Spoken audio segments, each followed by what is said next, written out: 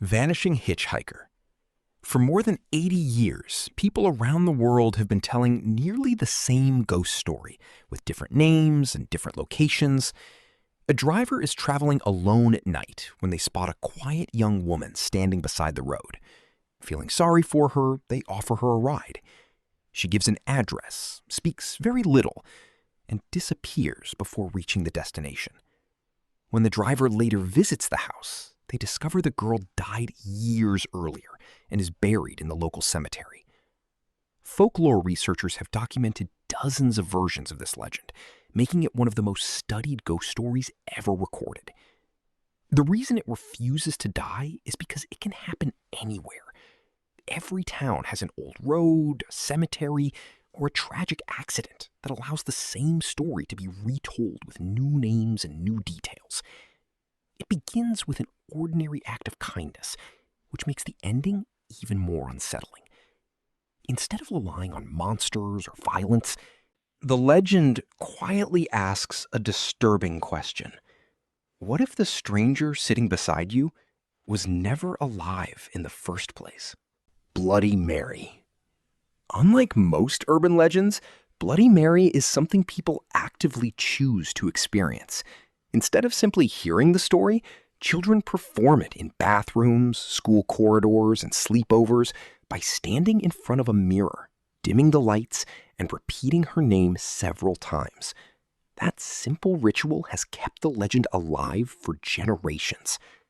Folklorists have traced Bloody Mary back to much older mirror traditions that were once used to glimpse future husbands rather than summon ghosts. Over time, those harmless rituals transformed into something far darker. Modern psychology may even explain why so many people claim to see terrifying faces in the mirror.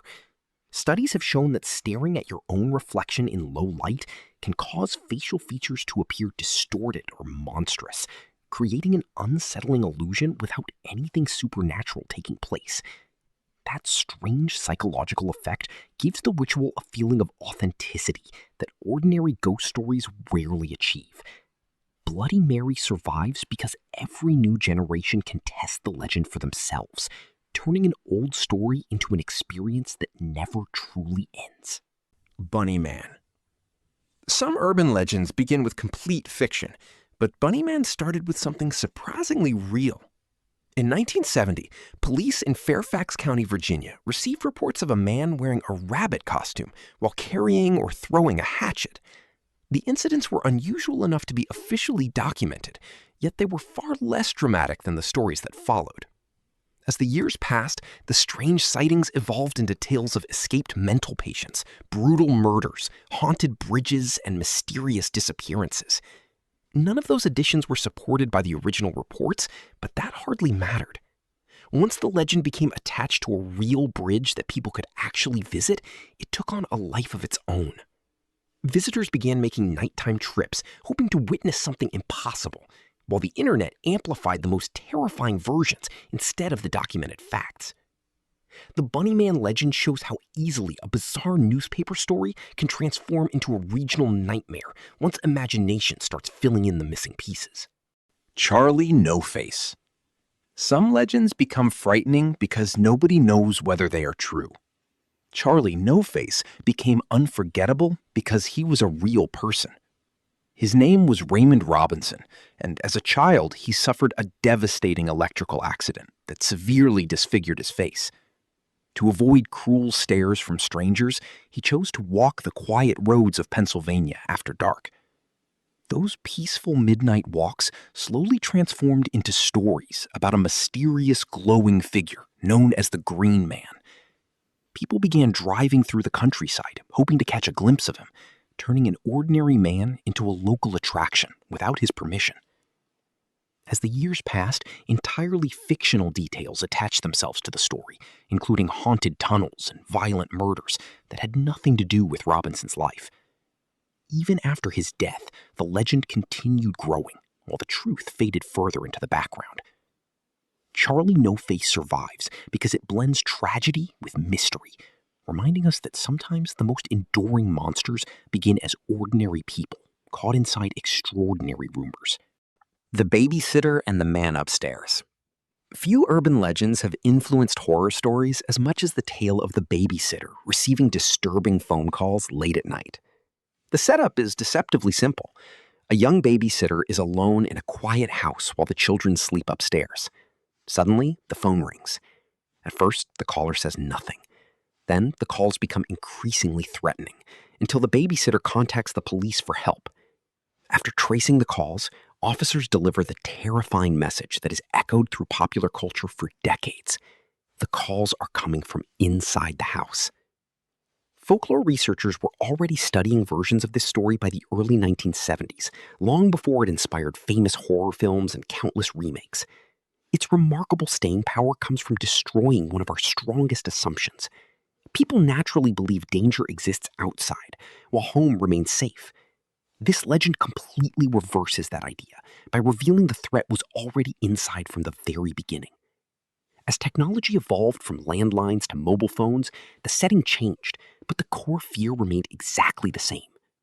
The story continues to survive because every generation discovers that the most frightening place is often the one that feels safest. Poisoned Halloween candy. Every Halloween, millions of parents carefully inspect their children's candy before allowing them to eat it. Razor blades, poisoned chocolate, hidden needles, or dangerous drugs have become almost expected parts of the holiday. The strange part is that the evidence behind this fear is remarkably weak. Sociologist Joel Best spent years investigating reports of children being killed by strangers tampering with Halloween treats and found no confirmed case matching the legend. Yet the story refuses to disappear. One reason is that it transforms a much larger fear into a simple image everyone understands. A harmless piece of candy suddenly becomes a hidden threat. Real tragedies, such as the 1982 Tylenol poisonings, reinforced public fears about poisoned products, even though they had nothing to do with trick-or-treating. Over time, the details changed from razor blades to LSD and more recently to fentanyl, but the structure of the legend never changed. Every generation simply updates the wrapper, while the fear inside remains exactly the same. The legend survives because it reflects parents' deepest instinct to protect their children from dangers they cannot see. Why these stories refuse to die. Although these 6 legends seem completely unrelated, they all rely on the same psychological trick. None of them ask people to believe something impossible immediately. Instead, they begin with situations that feel completely ordinary. A quiet road, a bathroom mirror, a lonely bridge, a babysitting job, Halloween night, a man walking home after dark. Only after that familiar setting is established does the story introduce something that feels slightly wrong. That balance between reality and imagination makes the legends surprisingly difficult to forget. Even when people know the stories probably aren't true, they continue sharing them because the situations themselves feel believable. In many ways, the greatest strength of an urban legend isn't proving that monsters exist. It's convincing people that ordinary places can never feel completely ordinary again.